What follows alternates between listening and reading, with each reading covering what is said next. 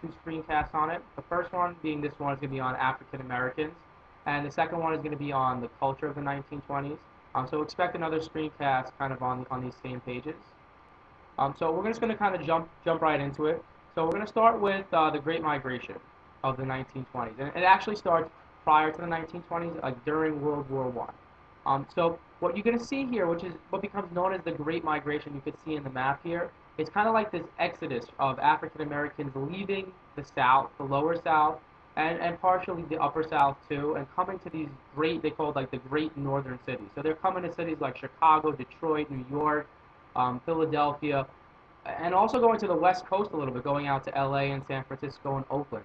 And so you kind of really see a huge population shift of black people leaving the South and coming up to the North and also coming to the West. Now, they had done this before, right during Reconstruction. Some African Americans had left and gone to the West, places like Kansas, like the Exodusters, who tried to get out of the South. But for the most part, I would say about 90 to 95% of African Americans stayed in the South. But during this era and a little bit before, you're going to see people start to move north. So the big question you should be asking yourself about all of this is why. Why are they leaving the South and why are they going to the North? Why are they going to Chicago, Kansas City, St. Louis, New York? What's the draw? Or what's the push and what's the pull factors for why they're leaving? So there's a number of different things that are kind of playing into this. First of all, let's talk about the pull factors. So the Great Migration really starts in a big way during World War I. So one of the big pull factors that's drawing them to the North is the availability of jobs that were not available to them before. You have large numbers of white males overseas, kind of in the armed services, fighting in the American Expeditionary Force, and so it's going to kind of leave jobs available for African Americans, both men and women. So we know that white women in the United States are filling these jobs during the war, but it's also going to leave open jobs for African Americans. So one is economic reasons. They're coming for job opportunities north. The second big reason is kind of more of a push factor. But just the culture of the South, the racism that they're dealing with, the Jim Crow laws, the extreme discrimination that they're dealing with in the South, they want to get out of there. They want to kind of find a new opportunity, and they kind of feel like in the South they're almost trapped. That there's no way to kind of move up. Just like the social confines, the racism is kind of embedded. It's institutionalized, and they're never going to kind of get their equal shot in the South.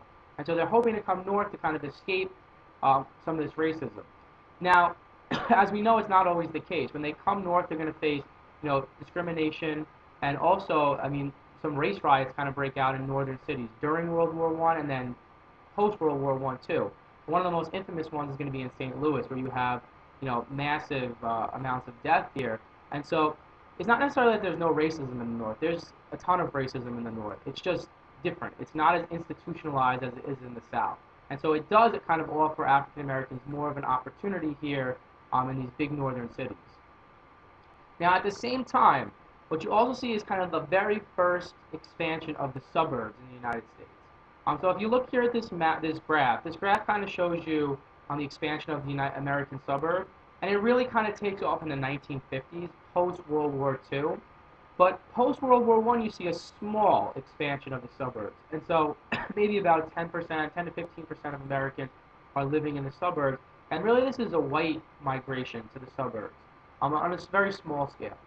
And why they're moving to the suburbs is it's kind of almost like a quaintness, almost like a country life feel to it out there in the suburbs, and it's an escape from the city. And so this what you're looking at here is an Ohio suburb from about the 1930s or so. And you're going to see these, some Highland Park outside of Chicago and some of these other suburbs that are going to develop outside of America's major cities.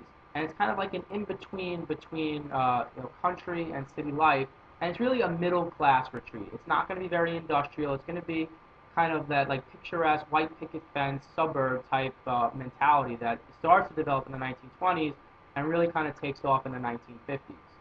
And so what's allowing this to happen is kind of what you guys learned about previously is the development of the car and Ford and the development of the automobile and kind of making it accessible to the average person. And really also the development of the road system in America is going to start in the 1920s. So you're going to get highways start to be built on a smaller scale. Again, what you're going to see here in the 1920s is going to be just kind of expanded tremendously during the 1950s, the growth of suburbs and the growth of highways. But you see a little bit of it here in the 1920s, and that's what kind of allows the suburbs to grow. So as African Americans are pushing into the northern cities, you see a small movement of white people in the north moving from cities out to the suburbs to kind of get what they consider a better life. Now, when African Americans, when they come to the north, they're going to develop their own kind of, I would call them ethnic neighborhoods. I like to kind of think of, after the Great Migration, black people in the north, it's very similar to the other ethnic groups, the other immigrant groups that are coming to America. They settle with their own group of people in their own neighborhoods. And so your textbook really emphasizes the fact that they're kind of segregated in these northern cities. But to me, they're really not that much different from a lot of the other immigrant groups that are basically segregated also. So you're going to have, I mean, this is a modern day map, kind of looking at New York City and the different ethnic neighborhoods that we have now. But I mean, a lot of these northern cities, they had their ethnic neighborhoods. New York City had, the Lower East Side, the Little Italies. You had, the places in the Lower East Side where you had large Jewish communities, Chinatown.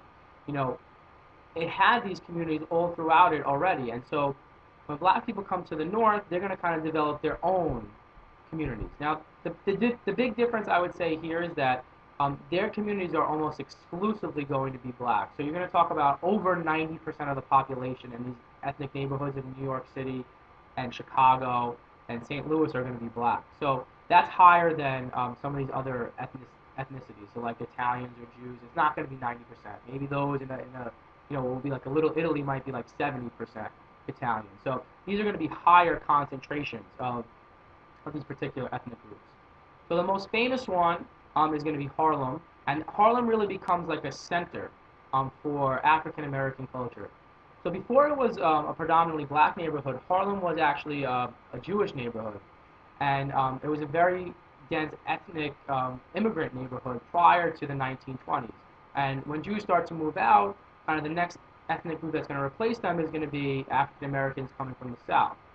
And so you see this a lot, especially in New York City. We're very used to this, kind of seeing one neighborhood transform into a different, totally different identity. And when you guys grow up, you're going to see this. Neighborhoods that you know of as, a certain ethnic group now, by the time you're 30 or 40, they're going to be something completely different. And that's a characteristic, I think, of New York City and American cities in general, that one ethnic group kind of comes in and another ethnic group kind of takes its spot. So Harlem becomes known as kind of the center of African American culture, really throughout the United States. And so it's really going to kind of be the birthplace of what's known as something known as the Harlem Renaissance. And the Harlem Renaissance is kind of like, just like the regular Renaissance that you learned about last year, is this rebirth or this birth of kind of culture. And this is going to be specifically black culture in these northern cities. And so there's going to be a lot of different things that are going to be kind of synonymous with this Harlem Renaissance, this creativity of it, and the culture that's going to develop in these black communities of the North. So something that kind of goes hand in hand with it is something known as this concept of the new Negro. And this starts earlier in the 1900s, and then it starts to kind of take off during World War I and into the 1920s, and then later into the Civil Rights Movement. So it might be hard for you guys to see, but if you look at this sign here, what they're holding up, it says the new Negro has no fear. And so what they're trying to kind of assert here is that a new African American who's proud of their heritage, proud of their culture, and is going to kind of show it off and is not going to be afraid of kind of the racism and the discrimination that they've been facing for generations. And so this is kind of a new concept that kind of sweeps through the African American communities and kind of really takes off, and it definitely feeds into this Harlem Renaissance, this birth of culture, or rebirth of culture that's going to kind of take place in these communities. So a big leader here at the time is a guy named Marcus Garvey. And so you can kind of look at him as in line with like the Booker T. Washington and the W.E.B. Du Bois, except he has a very different concept. He's going to kind of emerge here as a big leader, and you can see he's dressed in the military uniform. He does have a very militant ideology behind him. And what Marcus Garvey is going to kind of stress to black people in America is that, America is too racist of a society, and we need to kind of go back to Africa if we want to get if we want to live fulfilling lives, we can't achieve that here in the United States. The culture is just too racist, and kind of the discrimination is too embedded in the society.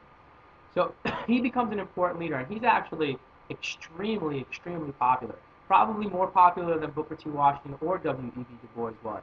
Um, Now his movement never really kind of takes off. He ends up, um, leaving the United States eventually, but his movement is never going to really take off in the way that he hoped it would for African Americans. Now, part of the Harlem Renaissance, there's a couple different aspects to it. So you have writing, intense, great writing that's going on, great music that's going on, um, artwork that's going on here. So we're just going to look at a few of the famous people of the Harlem Renaissance. So the first one that you probably know of is Langston Hughes. He's a very famous poet of the Harlem Renaissance. So I'm going to post up some stuff for you guys. I'm going to post up some poems for you guys and some music, some of these famous guys, so you can actually read it and listen to it. I think it's much more effective than me kind of describing it to you. But he's definitely just a name to know, Langston Hughes. Another writer, Zora Neale Hurston. She primarily focuses on the African American experience in the South, which is where she came from. And so, again, I'm going to post some stuff up for you about her or some of her writing. Now, a big aspect of the Harlem Renaissance is going to be the music aspect of it. And so you're going to see a brand new form of music called jazz that's going to kind of come onto the scene.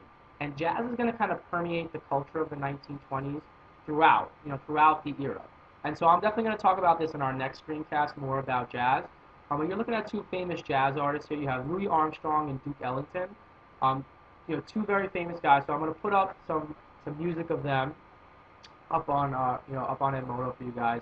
But just some notes about jazz in general.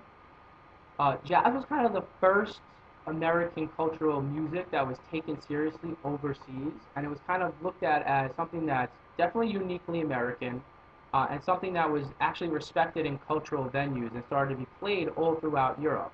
And so this is really the first time that it happens. Americans were, as far as culturally, by the Europeans, were kind of looked down upon as we don't have a unique culture, that we borrowed everything from the Europeans. And so jazz is one of our first things that kind of is like a hit overseas, and is huge. It's absolutely huge overseas. So there are going to be a lot of things that are going to kind of follow in its footsteps as far as music is concerned. Like rock and roll is going to be another thing that's huge overseas, and then rap music later on. And so you kind of see this is like the forerunner here, first real brand of true American music. And so some of the famous places that these jazz musicians are going to play at, the Apollo Theater, which is world famous, up in Harlem. So you can see Duke Ellington and his band were supposed to play this day. Another one is called the Cotton Club, also in Harlem. So you have some really famous venues that these guys are gonna play in. And so this Harlem Renaissance is really kind of brand new because not only are black people taking part in listening to the music and reading the poetry, but white people also are. And so now you're kind of gaining this new Negro mentality, but it's also gaining the respect of white people in the United States, at least to a certain degree. And so it leads to more intermingling of the races in a different way than they had intermingled in the past.